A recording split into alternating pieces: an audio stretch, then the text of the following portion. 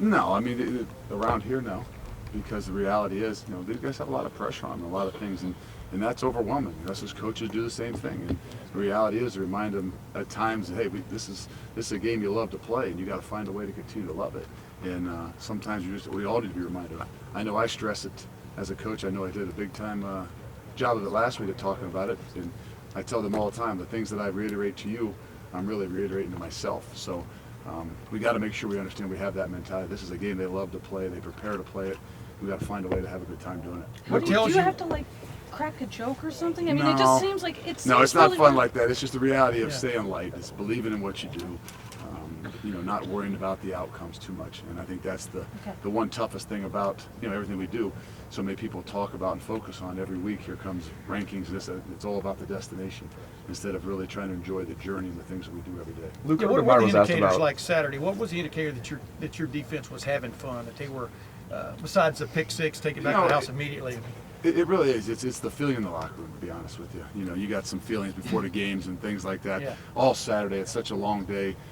All the preparation, all the things that you do, just to see those guys walking around with a little bounce in their step, a little bit lighter, believing in what they do. Not that they don't always, but sometimes at some point in time the pressure can mount. I know in big games like that, Coach puts a lot of heat on them. I mean, this is a big game. It's a night game in Ohio State and the largest crowd, But the reality is you got to make sure you can step back, understand that this is the fruit of your labor, and find a way to enjoy it. Luke, Urban Meyer was asked if Dante Booker might redshirt about an hour ago. He said it's a possibility, but he said he needs to talk to you about. It's really your call. Can you give some insights there? Is there a chance that Dante Booker might redshirt? It's something that we've discussed, and each and every week Dante and I sit down probably on a Monday night and kind of rehash and see where we are. I'd say for the first time last week, I'd say he's back to being at full go, and he looked good. He made some good plans, had some confidence on his leg, and he's available for us to go ahead and play. And now we just got to make a wise decision based on what's best for this team. I mean, that's a tough thing to be a kid who's on a team that could be on the verge of accomplishing some major goals and being completely healthy. I mean, where do you see his mind space being of just in that discussion when you sit down with him of where he is? Because it's, on one hand...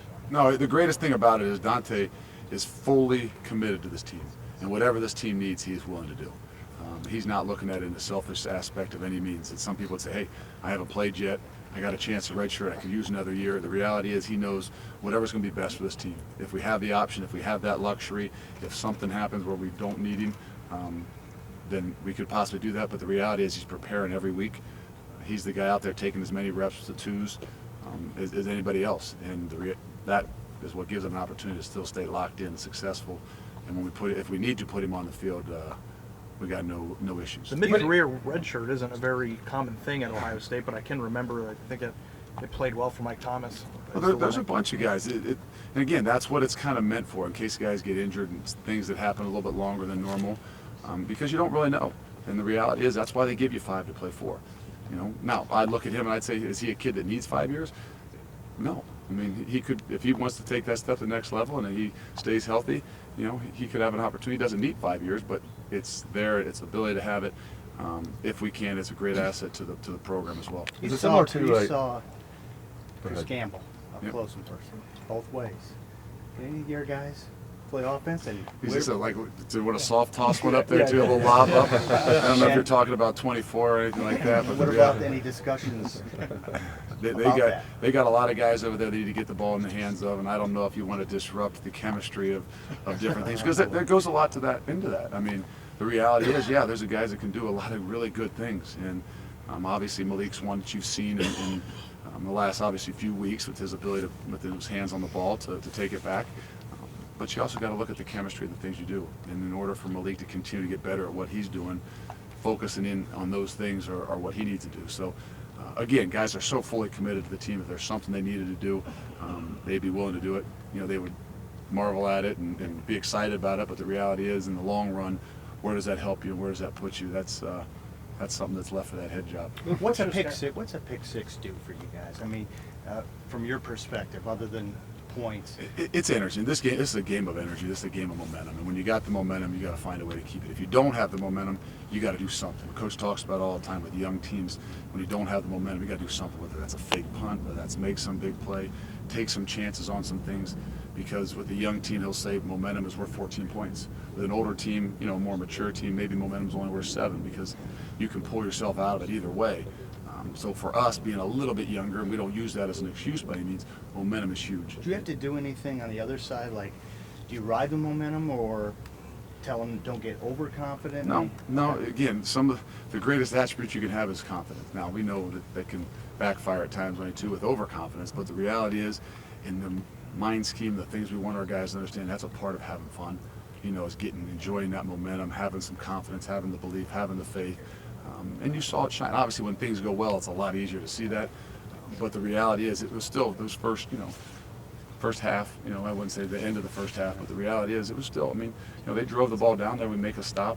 To get the ball back, still only 14-3, and there was at least some adversity that we had to see how they would handle that. The pressure and the big stage, and staying relaxed. Going back to Malik, you recruited him. What he does with the ball in his hands, is that something you look for, or is that kind of a bonus on top of an already nice skill set?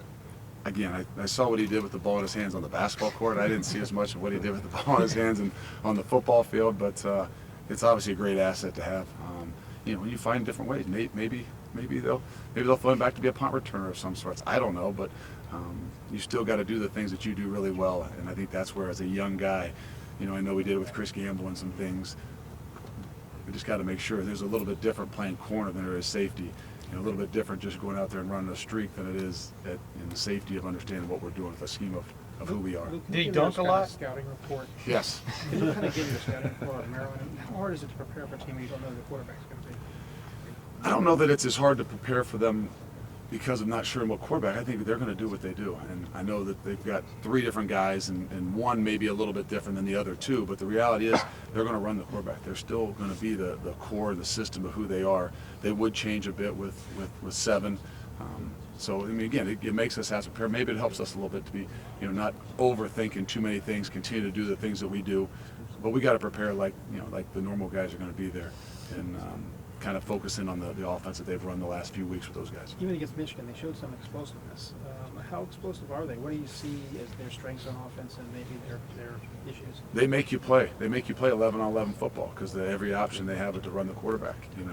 And with those kinds of things, you got to take some liberties of putting people tighter in the box and doing some things, which then opens others. So if you looked at them last week against a team up north, I think they had 150 yards on screens. So they're moving the football. Maybe didn't score obviously a lot of points in some of the games they haven't scored, but they've definitely moved the football. They've got some really good schemes, and they've got some talent. They've got some guys, if they can get the balls in their hands out there on the outside, they can make some plays. The freshman running back, I can't remember his number, but does he seems to be a quick guy from DeMatha. Mm-hmm. What just shows up about him specifically? I think in the last 4 weeks you've seen him come a little bit more into his own. Right. He's the guy that's got the majority of the reps in the last 4 weeks. I know there's still a little bit of a balance, but he is definitely a guy, I think, in their scheme and things that they want to do that gives them the ability to work the field laterally. Yeah. Can put his foot in the ground and get back vertical as well. So, he's a shorter guy, stockier, but I think he fits a little bit more of what they want to do with working the field horizontally. Did you guys change some of your personnel in your nickel package? Last week you had Gary on in the slot. Can you take us through maybe that discussion? How you guys decided? Just trying to find one. Those 3 guys out there at corner, it's hard taking them off the field, and just trying to find another way to keep those guys on the field in some situations. Not that we wanted to get Arnett off, but the reality is to give Gary on some opportunities, maybe even 2, to where guys are going to take more shots at him. And we believe he might be one of the best that we got. So the ability to put him a little bit closer to the ball, ask him to do some things that he, maybe hasn't done as much out there because it's a little bit different. We think it gives us a little bit of advantage. Look, how good of a game did those now, right? yeah. Like Northwestern Last did 2 that. questions. Their best receiver they put in the slot a lot. Well, a lot of Nebraska guys seemed do like that. they were doing that. A lot of guys are that, going to do right? that too, because especially against us, because that usually gets them off of the press. Right. And a lot of times they want to give themselves some wiggle room to make those moves and things like that. If you're not used to press, it can become a little bit more difficult.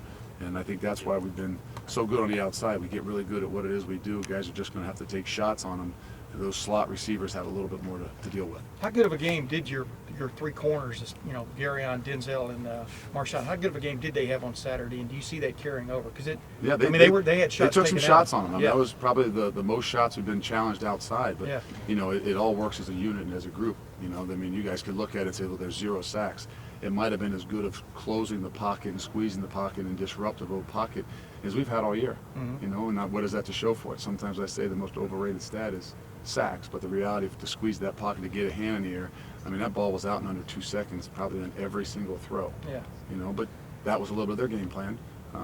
But we may have forced them to do that a little bit more, and they put the challenges on the outside and the corners, and I think they made as many plays as they could. I don't know if we got one caught on us outside there. Yeah. Thanks, Luke. Thanks. Appreciate it. Thank you.